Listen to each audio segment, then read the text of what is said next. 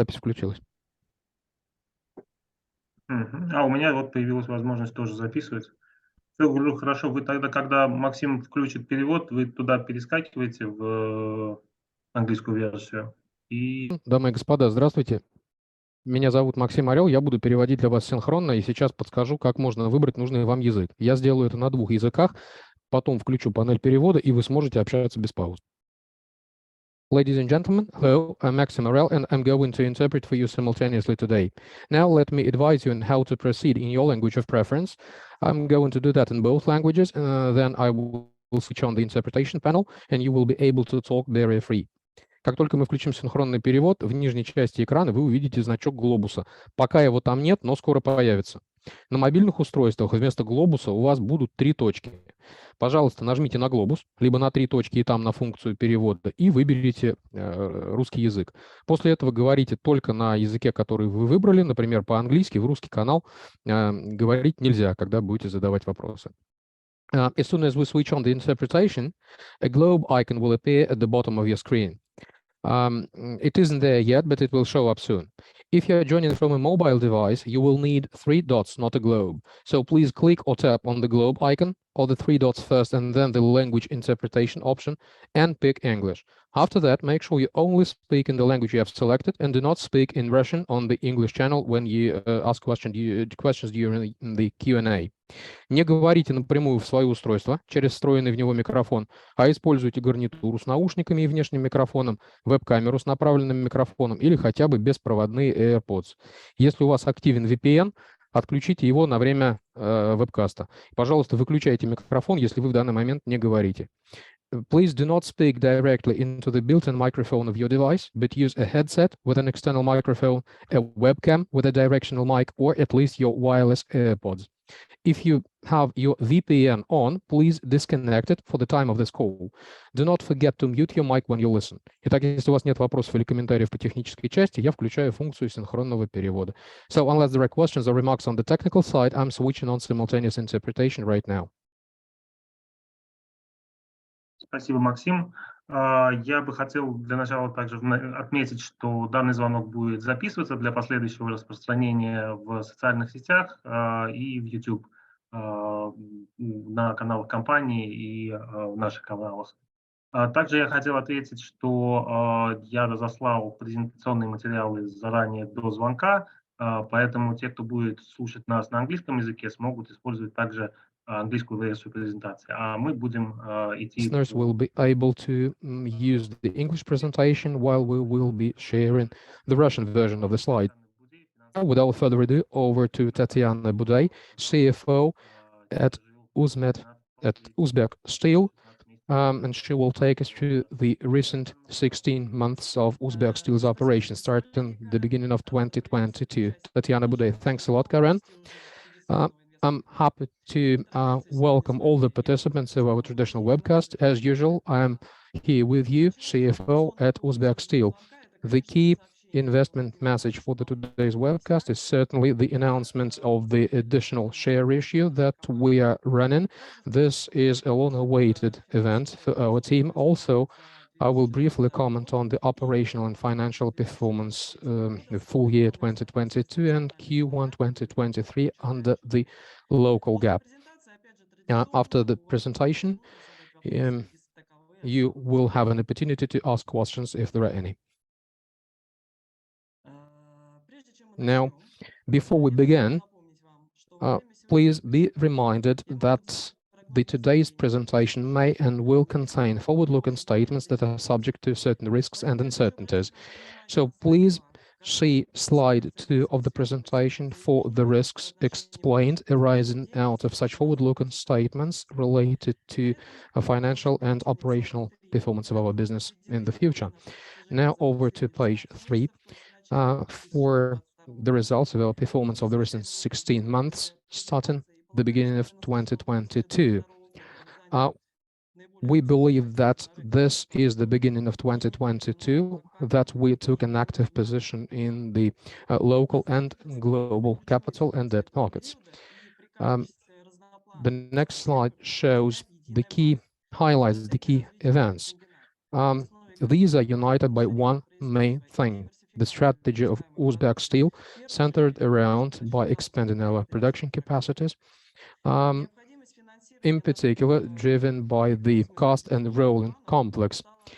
Our ambitious plans are the starting point of all our subsequent actions aimed at strengthening our balance sheet metrics and boosting our investment appeal. These are needed in order to keep financing our CAPEX plan investment program and to take out further capital, further debt, and also in view of the upcoming FPO. Here we are focused not just on local players, but also on international investors, including institutional investors.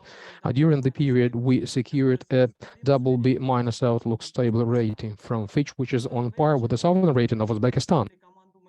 During the same year, we've strengthened our management team, adding global competences, expertise in terms of risk governance, international compliance, HR management, IT development, security, and commercial operations. Let me emphasize compliance here, where we hired experts with global competences. This function is directly reporting to our supervisory board, where we have fine-tuned processes of international compliance, especially, which is very important now in terms of international sanctions compliance. Together with the Western experts that we deploy, we are working to work out our long-term sustainability program, and we're running our resource efficiency audit jointly with EBRD and international experts of Rhino. The experts have drafted a list of relevant projects for us to implement going forward. Talking about our financial metrics in 2022, we saw our revenue record for a second year in a row, and also we hit the second highest net income level this year. All the measures that we took helped us strengthen and broaden our relations with international banks. We secured we strengthened these relations in order to take out ECA-covered loans from SAIS and Ola Hermes. Then our supervisory board in the beginning of this year made a decision about the additional rights issue that I mentioned earlier today. Why we have done this is to keep financing our CAPEX plan, in particular the construction of the cost and rolling complex that we announced a year ago, and we reiterate our ambition to double our production capacity towards the end of 2025. This plan is still intact. Now, slide 4 shows details on the process of the additional share issue. To begin with, the supervisory board of Uzbek Steel met on the 10th of March 2022 to resolve on an additional issue of 177,626,748 ordinary shares and 141,577,773 preferred shares at the price of 8,959 sols and 2,820 sols respectively. The Ministry of Economy and Finance registered the prospectus on the 5th of April 2023. Shareholders that appear on the register as at the 16th of March may start buying the additional shares on the 8th of May 2023. The deadline for tickets to be filed and payments to be made is the 18th of May.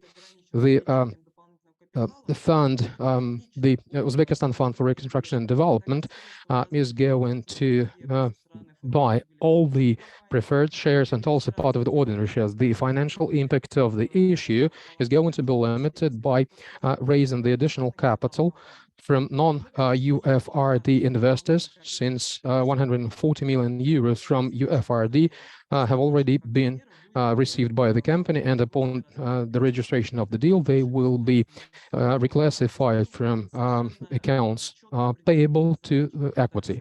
We are happy to see the Agency for Strategic Development and also the Uzbekistan Fund for Reconstruction and Development among our shareholders.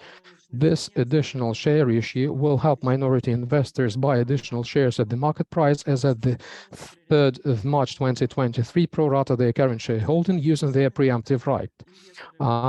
If not all minority investors use their preemptive right, then the outstanding unclaimed shares will be bought by Abu Dhabi Uzbek Investment Company, an institutional investor. We believe if this happens, this will be another positive signal for private international institutional investors in view of the upcoming FPO. Let me emphasize the key task of this additional rights issue. This is to help Uzbek Steel strengthen its balance sheet metrics, boost its authorized capital, opening up additional opportunities for taking out more debt and to raise additional funding for financing of the current CAPEX plan. The registration and the ultimate results of the deal will be duly announced on a separate notice on the 9th of June 2023, but we indicatively see it now that as a result of this additional share issue, the government, as represented by the Agency for Strategic Development and the UFRD, will be controlling up to 99.0% of the whole equity, whereas Abu Dhabi Uzbek Investment Company and minorities will be controlling around 10% of our equity. I believe the structure of the capital, as split between the government and minorities, will be maintained approximately in the current parameters.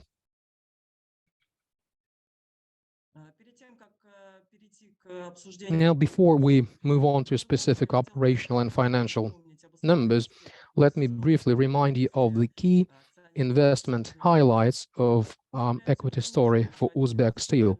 We are the largest integrated manufacturer of rolled steel in Uzbekistan. We're the largest one in the nation, and we still focus on the local markets, where we sell 99.0% of our products. At the same time, we actively look at international markets and try and use all opportunities. For example, in 2022, we incorporated our own trade representative office in the European Union in order to get closer to European customers. After quality certification in the EU, we structured our supplies to the European Union in order to deliver up to 10% of our products there. Regardless of the large output, which is around 1 million tons per annum, we've been able to satisfy just a third of the growing needs of Uzbekistan for steel in 2022. This makes us optimistic about the sales markets, but also it has helped us start our ambitious CAPEX plan in order to double our production capacity towards the end of 2025 on the back of the custom rolling complex. Uzbekistan is favorable in terms of regulatory matters because our government prioritizes the development and upgrade of local steelmaking industry. As a way to support key players of the sector, Uzbek Steel has exclusive rights to procure scrap metal in the country, which provides us with around 80% of our feedstock. Uzbek Steel has a solid financial foundation. We saw 2 consecutive years of record high revenues with net margins of over 15%. We are generally optimistic about the outlook of development and growth of Uzbek Steel. And just a couple of words about the progress of our custom rolling complex. Please see the pictures on the slide. These are as at autumn 2022 and spring 2023. You can see the progress right away of this important asset. To remind you, when this comes on stream, our production capacity is going to be doubled from 1.1 million tons to 2.2 million tons per annum towards the end of 2025. At the same time, we are going to do a phased launch of it starting 2024. The estimated cost of the project amounts to 730 million euros as at late April 2023, we've invested 320 million euros, including 84 million euros out of our own funds. We're going to keep financing the project through a mix of equity and debt financing, utilizing loans from local and global banks. Now, to continue the talk on our loans, page 7 shows our loan book, loan portfolio, and its amortization schedule. As at the end of Q1 2023, our debt was more than 80% up year on year, and this is a fully expected and planned event. This is driven by our continued investment into the construction of the cast and rolling complex. We keep paying for our debt at good rates. This is 6 to 9% on loans in hard currencies and 14 to 23% for some denominated loans. Our net debt leverage is 1.5 times EBITDA, which is very comfortable, being really lower than the cap of 3.5 times. Over to our financial metrics for 2022. The year was pretty good for Uzbek Steel, I must say. We kept operating at full swing, boasting utilization rates of 100%, and we were able to increase our revenue by 1.2% year on year. For the second year in a row, we hit our revenue record, and also the good performance was contributed into by relatively stable pricing. Please see the chart on the slide. And regardless of the softening steel prices globally, in Uzbekistan, we see demand that is stronger than the supply, so it helped us to operate with relatively stable pricing. Our margins were down in 2022. This was quite planned and expected because the performance of 2021 was record high for the whole steel market and for us. To remind you, in 2021, we had our revenue up by more than 50%, and our net income was up more than 5.5 times year on year, meaning in 2021 versus 2020. So 2021 was a high base. Now, talking about financial performance for Q1 2023, you can see a 6% reduction in revenue year on year that was driven by disruptions in electricity supply that affected all the large industrial enterprises here in Uzbekistan. So we're not alone here. Also, we were affected by harsh weather conditions that hampered finished product shipments. So during the cold weather and forced disruptions, we were unable to maintain a 100% capacity utilization rate, but as early as in Q2, we were able to get back to normal. However, certainly gross profit was down 49% year on year. To reiterate, the reason was harsh weather conditions and reduced revenues as a consequence of that, and also we faced an expected increase in cost of goods sold that was going up in parallel with strengthening energy prices, which was the case for all the industrial enterprises in Uzbekistan. So during this challenging period with forced downtime, we had an opportunity to do some scheduled maintenance, which also contributed to a higher cost of goods sold. Regardless of a better balance in net finance income and expense as compared to the previous year, our net income was down 41% year on year, with margins being down 7 percentage points. These events, I mean, the harsh weather conditions and power supply disruptions, which negatively affected our performance in Q1 2023, these were of a one-off nature. Having said that, we expect better financial performance starting the second quarter of this year as we speak. Now, to wrap up my presentation, I would like to briefly touch upon our immediate plans for 2023. Our top priority is still to implement our production capacity expansion project. This year, we're going to invest some 240 million euros in the project. Also, we keep working on improving our investment appeal. During the year, we're going to further strengthen our corporate governance practices, nominate independent directors, which is the top priority for our supervisory board this year. It's important for us to have the Fitch rating affirmed, but in addition to that, we're going to secure an ESG rating this year. After we complete the additional share issue we're talking about now, and after we strengthen our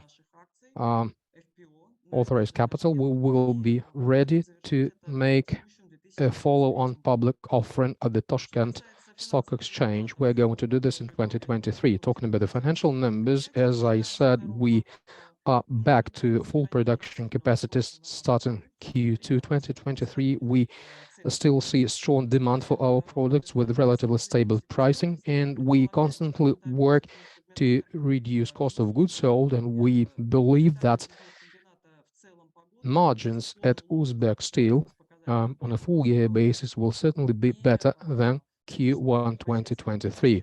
And also, certainly our liquidity position remains strong, with the net debt leverage cap remaining intact at within 3.5 times EBITDA. Now, at this point, I would like to thank you for your time and attention, and I will be happy to take your questions now. Karen, please. Thank you a lot, Tatiana. Now, we are getting faster and faster every time. That's good training. Tatiana, yeah, but anyway, it's taken some half an hour, right? Karen, dear participants, please feel free to actively participate in our Q&A session.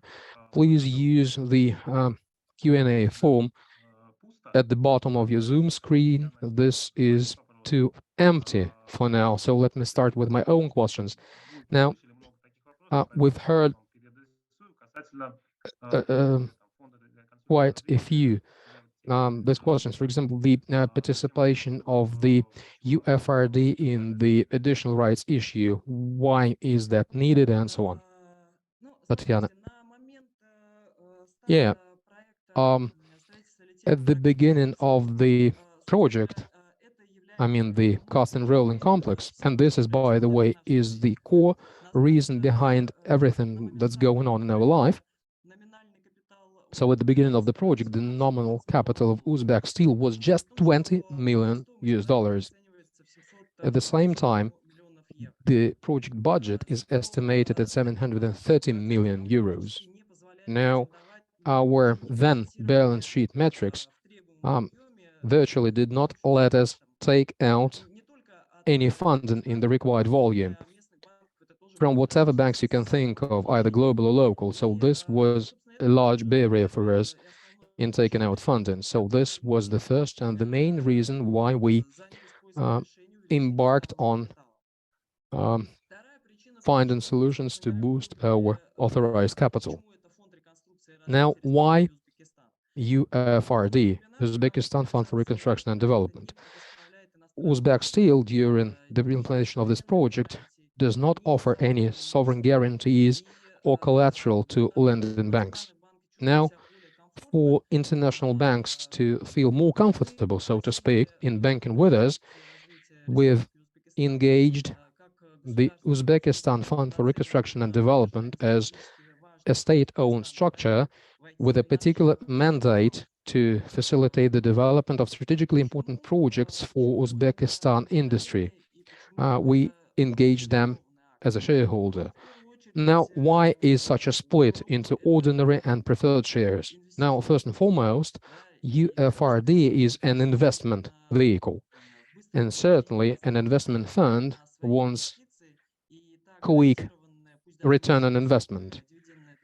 So they would appreciate a stable, although not too high, dividend return on preferred shares will be a good return for their investment.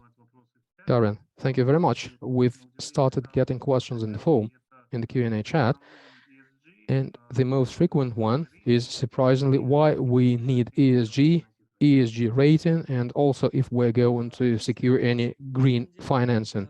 Tatiana, that's a good one. Why we need ESG is as follows. Now, ESG ratings and whatever is concerned with ESG have a direct practical dimension. Now, this is one of the questions that we constantly hear from international financial institutions, investors who are indicatively or prospectively ready to offer us some funding. This is one of the very first questions that we hear. Now, what's with ESG?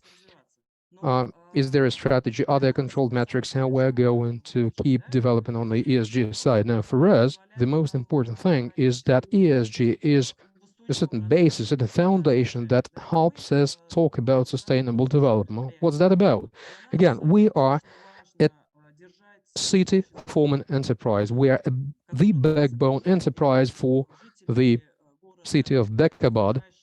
We are vitally important for the inhabitants of Bekabad and directly adjacent settlements. So we are responsible for the comfort of their lives, because if something goes wrong, this may make the people unhappy. This may make people unhappy with Uzbek steel, and this may well lead to roads blocked, to our operations disrupted. Maybe these are too strong metaphors, but I'm just giving them to show the picture. Now, what's environment? Environment is about resource consumption. And a vital resource that we operate on is water resources. Everyone knows that the situation with water resources is quite acute, quite challenging in the Republic of Uzbekistan, and water is an important resource for us. So we can't help dealing with the matter, because this may critically affect our business continuity. Now, what's corporate governance? The G of the ESG acronym. This is relations with our current shareholders. This is the possibility of structuring a constructive dialogue with investors, so the investors are comfortable, so they're motivated to invest in our operations. And this is yet another important mission of what we do that may also critically affect our business. So ESG is important for us not just to tick the relevant box in the questionnaire, but rather to reasonably follow what we need to support and maintain our operations. Also, these days, this is one of the very first questions that we hear whoever we talk to about securing prospective financing. Talking about green financing, now what I've mentioned in my presentation, I mean the resource efficiency audit that we have completed within our project, joint project together with eBirdie, and the eBirdie is currently having their annual meeting in Samarkand, Uzbekistan. So this set of projects and raising funds for the projects are exactly green financing.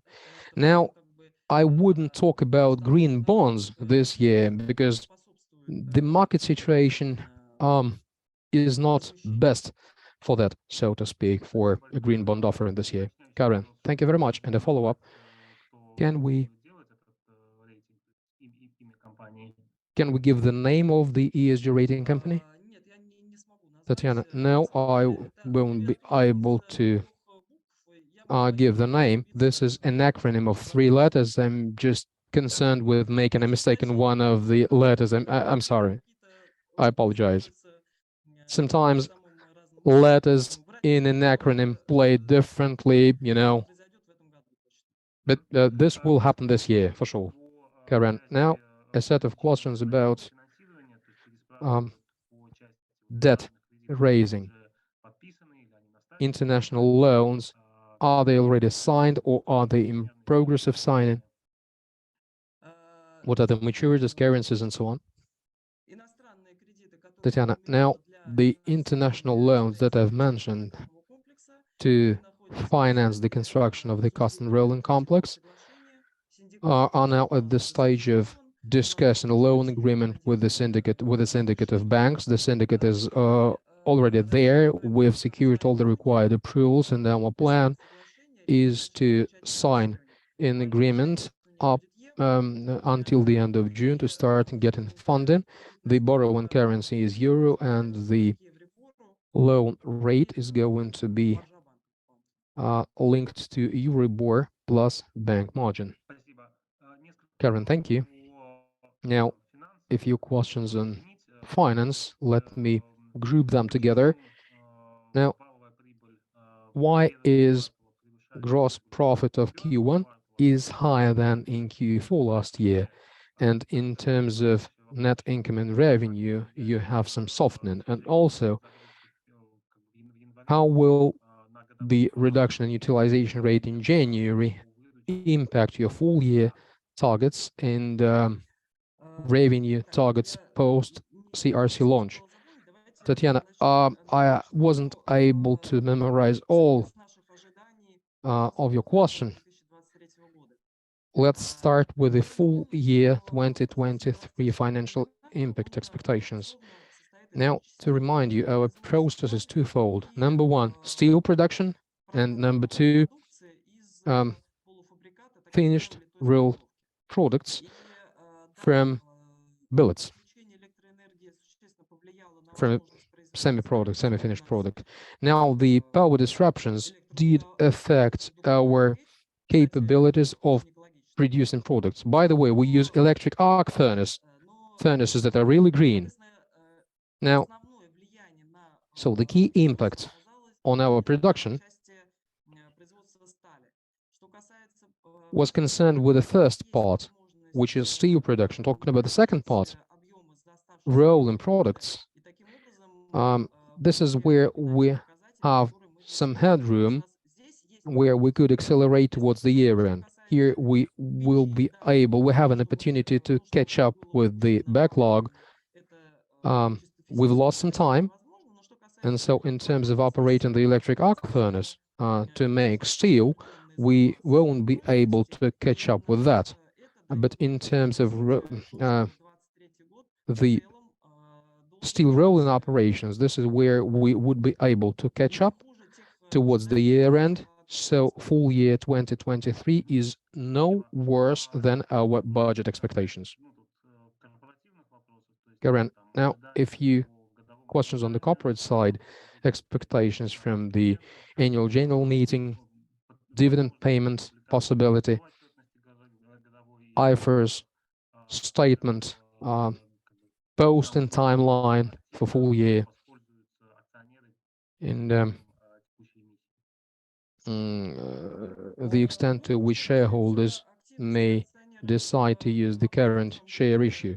Tatiana, well, the shareholders' activity is sort of a difficult question. To tell you the truth, we don't have any estimates of the shareholders' activity during the rights issue, so we fully rely on what is going on, and we'll see what we have. Our task was to offer the preemptive right to the current shareholders so they are not diluted and they keep their shareholdings pro rata to what they have now, but we can't make them. But you know, when you have 10,000 shareholders, you can't really run a survey to figure out who is going to participate and who is not. Talking about IFRS statements publication, our auditor is currently busy doing their work. Pro forma statements are ready with all the required disclosures. Now the audit team of KPMG is busy working on their mandate, and assumingly during the coming couple of weeks they will complete their procedures, then verification procedures on the auditors and will follow, and no later than the end of June we'll have the statements published. So we typically start to post the financial statements no later than the 15th of June. The 30th of June is the traditional planned date for our annual meeting. I don't think anything will change. A dividend resolution will be discussed at the annual general meeting. All the recommendations of the supervisory board will be duly published in the public sources, so please watch the news, watch the publications, and model your own projections as to what payments, what kind of payments may take place in the future. Karen, thank you. There were a few questions on FPO plans, timelines, targets, volumes, and the expected use of proceeds. Tatiana, let me start with the end, just like we always do. Certainly, we'll use the proceeds to finance our CAPEX plan. Basically, whatever we do is in order to be able to deliver against our CAPEX plan, to deliver against our ambition of doubling the production capacity, and also following up on the previous question, given the average expectations on the hot-rolled steel, hot-rolled sheet, the price is on par with real products. So I believe this will result in basically our revenue doubled. There unlikely to be any deviations. Now, talking about the timeline, I think we'll give the floor to you, Karen, because you are our underwriter, so this question is rather up to you. Now, we are happy to follow your advice, not blindly, but still we do follow your advice. Karen, yeah, thank you. Now, we've mentioned this a few times. We said that we kept waiting for the corporate changes, meaning the current share issue. So now we have our way cleared. Also, we have the AGM in front of us, ahead of us, so we'll see where the shareholders direct us, so to speak, and then we'll start preparing for the FPO. So how we will be able to do our FPO in the second half of the year. Talking about the pricing, we'll be able to discuss this on a separate note when we're able to, but given the current increase in the capital, if we are guided by the same limit, the same cap, 5% of equity, the volume will even grow, which is good. Now, getting back to some other questions, there are some questions about getting production data in physical terms, in volume terms, so to speak, if we can disclose this information. And also, there's some questions about the possible revenue after the CRC is launched. By what number revenue is expected to grow? Tatiana, now, as far as I know, we regularly post our production data, and if I'm mistaken, then we'll try and make this emission good, so to speak. We'll address the gap.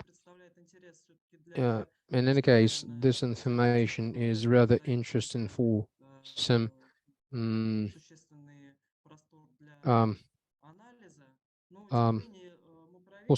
narrow field experts than for generalist analysis, so we'll double check it and we'll see what we can disclose. In terms of expectations of our CRC revenue, I think I've mentioned this already. We expect a straightforward duplication of the revenue and also higher margins, because the commissioning of the CRC, cast and rolling complex, will not lead to the same pro rata expansion of cost of goods sold. So post-CRC launch, Uzbek steel is expected to secure higher margins. Karen, yeah, there's been one question repeated twice. What's the volume of the ordinary shares to be bought by the UFRD? Now, in order to get an answer, we've got to wait for the disclosure date, and then the exchange rates will also have impact. UFRD has invested 140 million euros, so we'll see which number of shares it will translate to according to the law. Now, the FPO will be done at the Tashkent Stock Exchange. I don't think we have any other plans. Please confirm, Tatiana. I do confirm. No other plans. It's Tashkent. Karen, okay, let's hold the line for another couple of minutes for some more questions to come in. I reckon I've been able to group and summarize all the key questions. In case I missed something, please feel free to reach out to us using our direct contacts. We'll try and transfer the questions to the company. Now, another question. Do you expect high interest of international investors, high demand of international interest invested during your FPO? Tatiana, we do expect a substantial foreign demand from investors at our FPO because we want to have international institutional investors, investment companies, investment funds coming in as our shareholders during the FPO, because it's not just about our interest. Our ambition is also to facilitate the growth and development of the stock market of the Republic of Uzbekistan. So we are not the only beneficiaries of these opportunities, of the opportunities opening up. For the market to grow and develop in the right way, this needs not just sellers, it also needs the buy side. So we're certainly interested in attracting international investors. Karen, let me confirm this. The offering will be open to everyone, but based on our past experience, we see liquidity shortages and capacity shortages in the market, which we expect, we hope that we'll get substantial demand, substantial interest from international investors, and we rely on support from the government. So this all is facilitated. There is one more question about price, and I'm struggling to understand. Post-IPO prices are down. I'm struggling to understand what they mean because there hasn't been any IPO yet. Now, I think we've been able to address all the questions. Thanks a lot, Tatiana. Thank you, Karen. Karen continues. So we stay in touch with all investors and shareholders. Please stay in touch, reach out to us, and we'll keep maintaining contact through all the channels. So thanks a lot for your participation today. Have a good one. Thank you very much. Have a good day. Bye.